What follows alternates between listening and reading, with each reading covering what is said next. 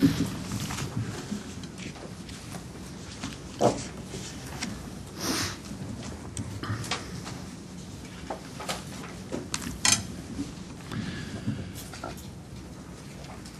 morning, everybody. Welcome to the Reserve Bank to our June monetary policy statement. The Reserve Bank is leaving the official cash rate unchanged at 2.5% this morning. And overall, our outlook for the New Zealand economy has improved somewhat since our last forecast back in March.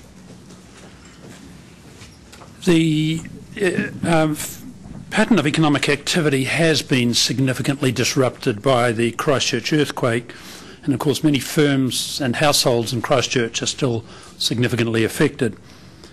However, the negative confidence effect of the earthquake on economic activity through the rest of New Zealand has abated.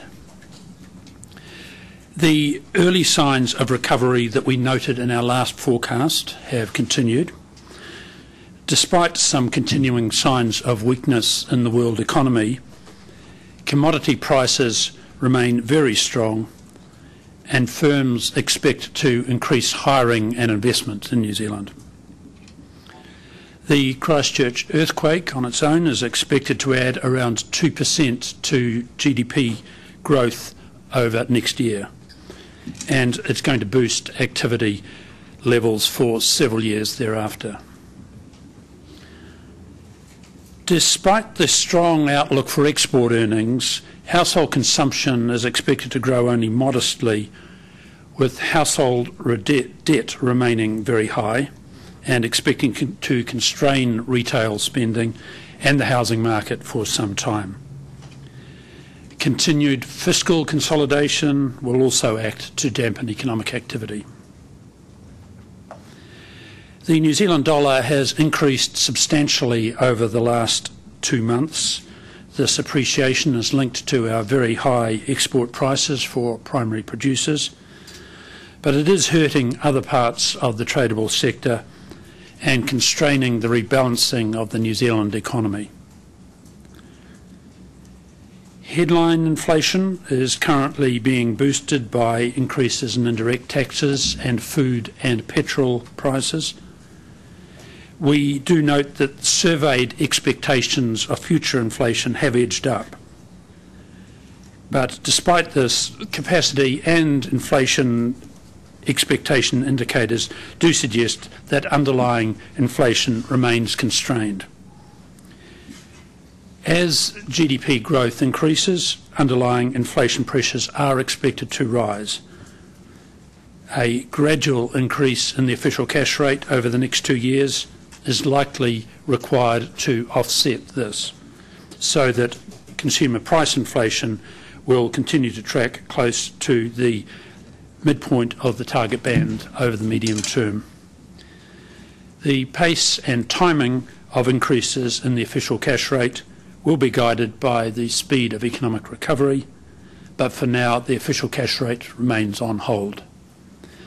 Thank you, ladies and gentlemen. That's the formal part. We're here to answer any questions. To assist, Dr. John McDermott, Head of Economics, and Dean Ford, Head of Forecasting. Thank you. Are there any questions? The bank's projected track for 90-day rates seems to signal that you will hike before the end of the year. Are we reading that correctly? As you know, we forecast a 90-day track that's consistent with a picture of official cash rate increases at some stage over the next year. The market track or market expectations approximately expect that the Reserve Bank could move at the end of the year, and that's not inconsistent with the way that we're looking at it, but that will depend on economic data as it comes through.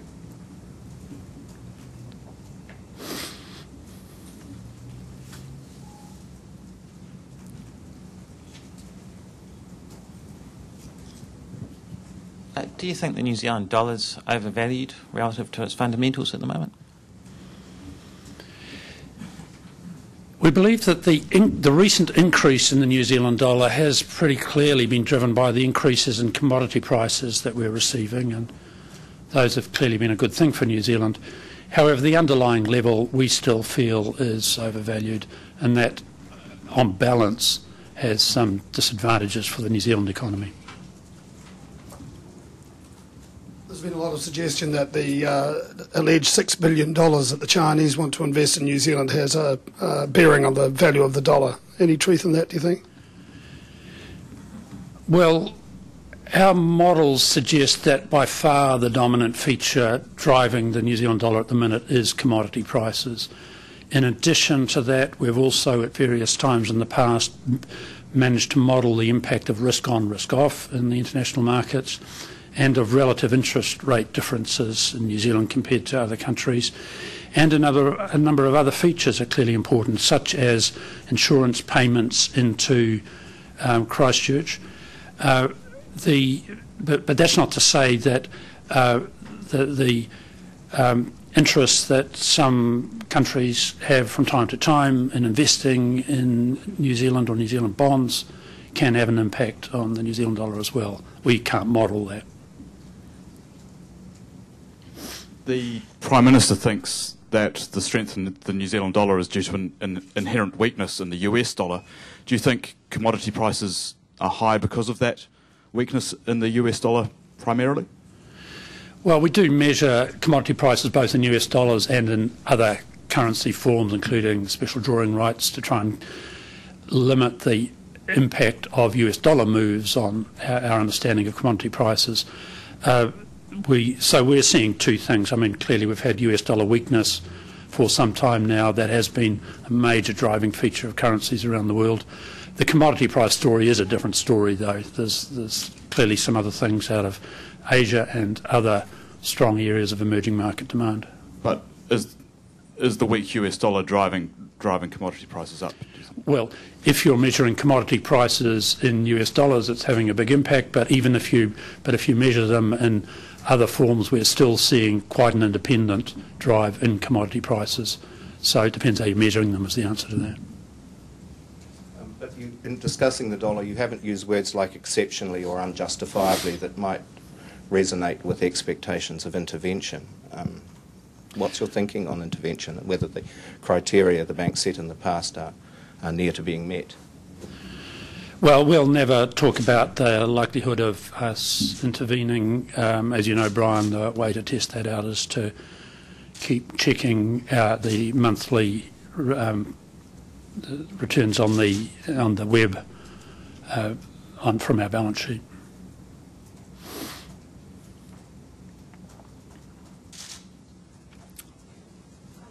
Dr. Bollard, are you suggesting that primary producers are victims of their own success and that they seem to be in a vicious cycle here, that they get better prices and the dollar goes up, so their returns go down? No, we're not saying they're victims of their own success, but it's a fact that there's been these very strong drivers on commodity prices. A number of commodity exporters are feeling them. They're generally very good news for those countries, but they do pose other challenges for those countries. One of them is that they tend to drive currency up, and that can put more pressure on other sectors, not the commodity exporters. In New Zealand, for example, exports of services have declined significantly. Now, there's some other factors around that, like the Christchurch earthquake, but the tourist sector in New Zealand is clearly suffering from the high New Zealand dollar. In countries like Australia, we see that in much more extreme form. That's something that you have to deal with. The high New Zealand dollar, of course, does have the advantage of meaning that imports are cheaper and therefore that New Zealanders generally are richer, and that is one way of spreading the better returns to farmers around New Zealanders more generally, but one would only want to see that happening to the extent that we felt that was sustainable. One of your assumptions is that construction cost inflation will be subdued compared with the mid-2000s peak. Isn't that a bit heroic given the magnitude of the rebuild and the fact that that house construction has been so weak elsewhere in the country for so long? Could I ask Dean Ford to answer that? Sure. So in the 2002 to 2006 construction boom, construction costs were going up by about 7 to 10% in annual terms. In the projections, we've got a forecast of activity being as strong as at that time, but construction costs going up by only about 5 or 6% at annual rates. There's a few reasons for that. The most important ones being that we think there will be some efficiency gains, and that if you've got a whole lot of houses being built in about the same area rather than spread throughout the economy, the country, it'll be a little bit cheaper. But the other factor that's also quite important is that we think that while the construction sector will be working as hard as what it did in the mid-2000s, the rest of the economy will be nowhere near as stretched.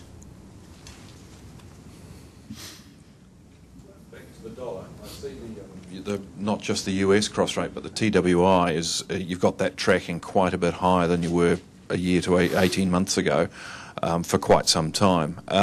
Has the New Zealand dollar basically undergone a structural upward shift, and do we just have to learn to live with that from now on? Well, we think while we continue to get these historically high commodity prices, it's not surprising to see some impact on the New Zealand dollar.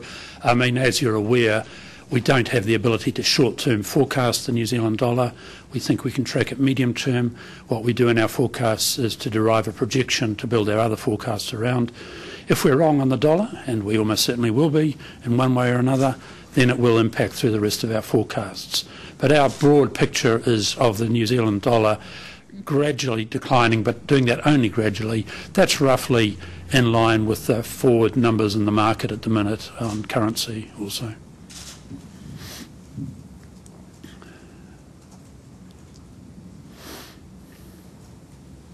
Yes, Bernard, it's your moment now. Dr. Bollard, is the Reserve Bank effectively allowing a high dollar to do some of its work to keep inflation down? Well, that implies that we control the dollar, and we don't believe that we do. We do note that it works in several ways. It's bringing very good returns for New Zealand commodity exporters. It is also helping suppress inflation that would otherwise could be there from imported petrol and other imported products. So with it at its level, it is currently reducing the inflation pressure that we would otherwise be suffering from. That's not to say that on balance we don't think it's a bad thing having it as high as it is. So if you think the currency is overvalued and that it's constraining the rebalancing the economy, why don't you intervene? Well, I can only repeat what we've always said about intervention, which is we've always had very limited expectations about the time and the manner in which FX intervention can be effective. In our view, in appropriate circumstances, which are limited, it can have the ability to stabilise the tops and the bottoms of an exchange rate cycle. We don't believe it can fundamentally move a trend. We're a very small operator in the FX markets. The FX markets are huge. They're driven by other features, and particularly if they're driven by primarily offshore forces, then we're not going to make a difference other than in that very limited way. Some other economies are looking at some forms of capital control to control those forces. Do you think that's something New Zealand should look at? Well, we have looked at that. We've looked at what other countries have done. We've generally found those to appear to be ineffective. So we're not looking at taking those further. We will keep surveying any innovative approaches taken by other countries to the same sort of issue. Of course, it does illustrate that a number of other countries are in the same boat. They are finding exchange rate pressures and they are looking to do things about it, but often without a lot of success. Just in terms of the Australian cross rate, I mean, that's historically low levels. Are there any concerns that that may be undervalued? We don't get into concerns at that sort of level. Our views on the New Zealand dollar tend to be at the trade-weighted index level. So, no, we've got no particular comments about that.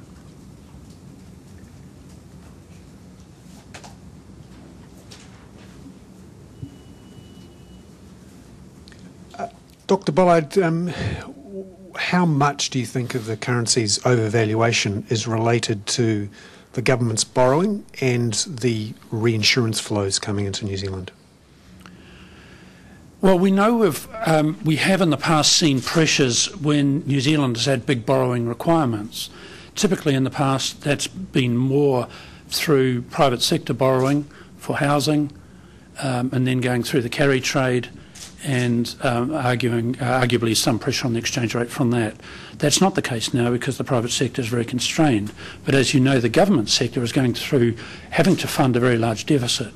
Now, if you're talking about funding that deficit, well, that's something that clearly has to be done while New Zealanders are unable or unwilling to fund it themselves. If you're talking about early pre-funding of the deficit, well, again, that's something that's being driven by concerns that sovereign markets can always be more fragile, and when there's a strong market or strong interest in particular bonds, then it's sensible to pre-fund. That could, at the margin, be having some impact on the exchange rate, but not to the level that we could ever measure. I suspect it's by no means a significant driver of it. In the past few months, before the budget, you'd called on the government. You said it would be better if the government showed some fiscal restraint. We've had the budget in between now and then. Do you think that fits in with what you wanted to see? Yes. Our comments on the budget are purely around, not around particular programs, but purely around the overall fiscal impulse. And that still means there is fiscal positive fiscal impulse this year, but from next year that does move into contracting territory, and that does assist the balance out the extra spending we're going to see from the private sector next year. It also does mean that on balance it puts less pressure on monetary policy. So from an overall fiscal impact point of view, it's been broadly helpful to monetary policy.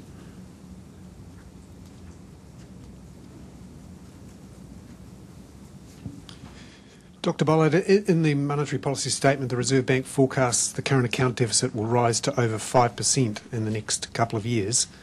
Is that sustainable for New Zealand in the long run? Well, I think that's ultimately partly a market question, and it partly depends on what we're doing with that deficit.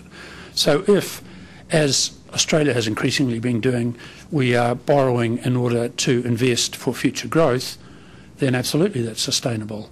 And you could see that continuing for a very long time.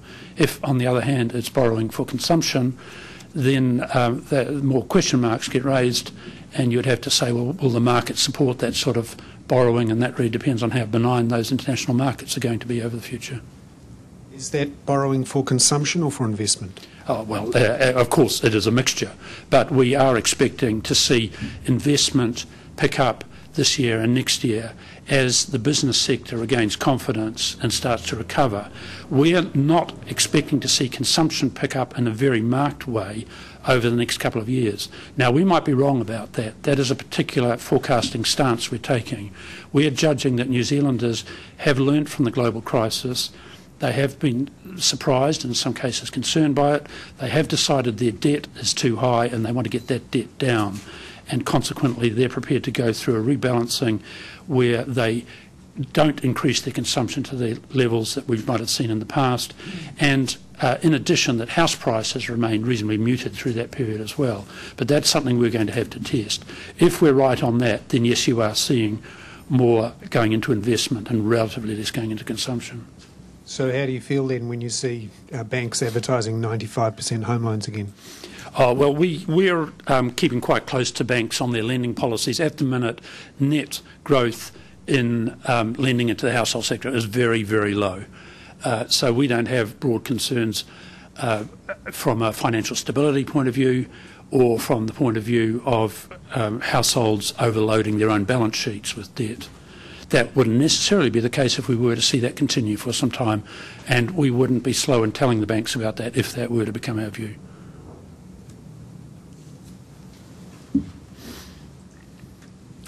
Sorry, just wondering what the implications would be if you're actually wrong in that assumption. Well, I mean, if New Zealanders surprise us by becoming much stronger in their consumption habits over the next couple of years, we'll be able to pick that up pretty quickly in terms of both future indicators and retail spending, which we can more or less get concurrently. So we think we have the time to assess and watch that, and that's why we can be patient at the moment. We're also helped in that by the fact that New Zealanders, where they're borrowing for mortgages, are now down to less than 6 months duration on average.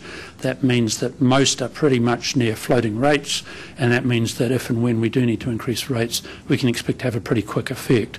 So we think we can be quite patient while still watching to test that assumption.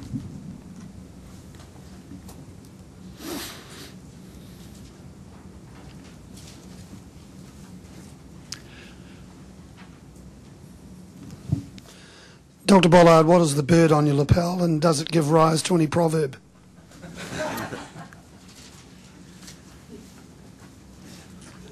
I think we're here to discuss monetary policy purposes this morning. Thank you for the opening, Barry, but declined to take it. Is there any more questions for us?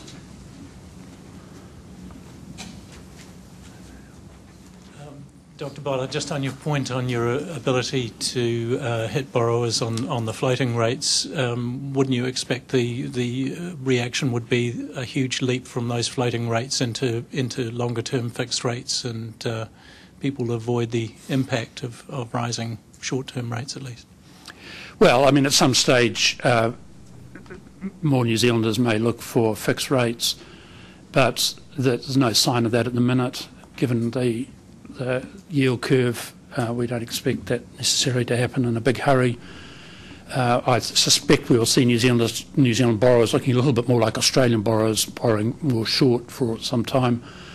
So no, we're not particularly concerned about that. In addition, we think New Zealand borrowers are more sensitive now to rates, quite apart from the time feature, and that's another reason why you'll see that our outward track for 90-day rates is consistent with not expecting the official cash rate to have to go too high in this cycle.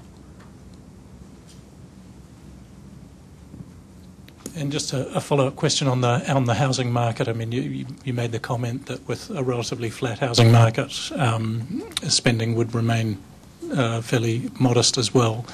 Do you still see the house prices are overvalued, and if so, how much? As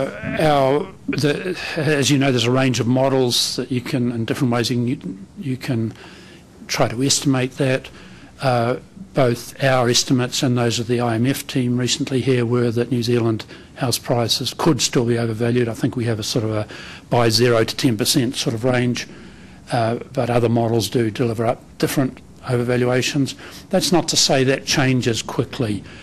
You would expect significant overvaluations like we have seen over the past few years to correct only gradually, and we think that'll, rather than necessarily showing itself up in further house price drops, would be more likely to show itself in restraint on house price growth. So you'll see that in our forecasts we do expect to see house sales to pick up, but house prices to remain pretty static. We're about to see 5% inflation for the second time in 3 years, and surveyed expectations have picked up. How worried are you that expectations will become unanchored? Well, we're not worried, but we are alert to the possibility.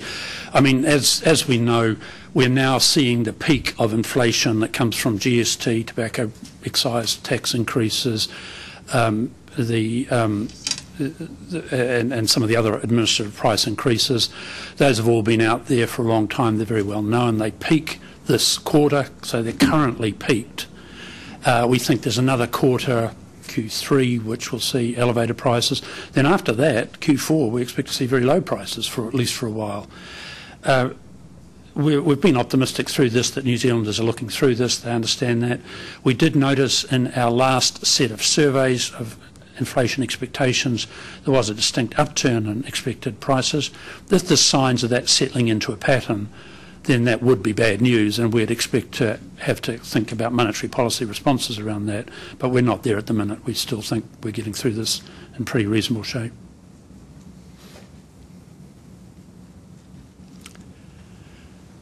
Good. Well, thank you very much, ladies and gentlemen. If there's no more questions, that's the end of the conference. Thank you.